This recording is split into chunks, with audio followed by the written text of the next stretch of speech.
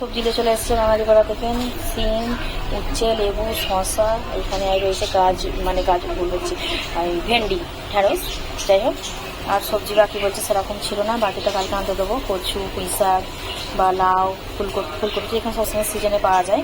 ফুলকপি, বাঁধাকপি সবসময় এনি টাইম, মানে ব্যাঙ্গালোরে সব সবজি সবসময় পাওয়া যায়। তো যাই হোক, মোমো বলেছিল, মোমোটা বলছে যে পাই না, বৃষ্টি হচ্ছে, শেষ হয়ে গেছে।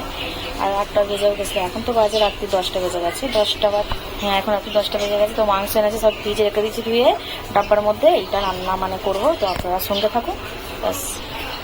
আর এদিকে ভাত বসিয়ে দিয়েছি, এতে মাছের ঝাল আছে বেলা, এতে ডাল, এখানে মাছের ডিম আছে, ব্যাস এইটুকুনি আছে।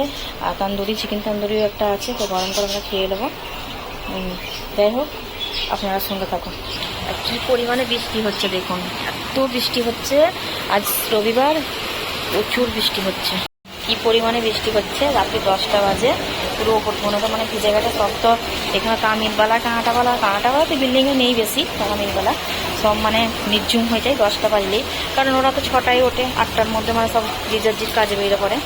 যাই হোক, কিরম দেখুন কেমন বৃষ্টি হচ্ছে,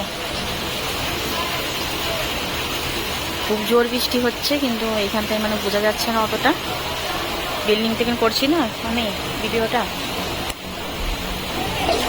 চলো চলো, না চলো, ছেলে বেরিয়ে পড়েছে, আমি না ঠান্ডা লেগে যাবে, চলো।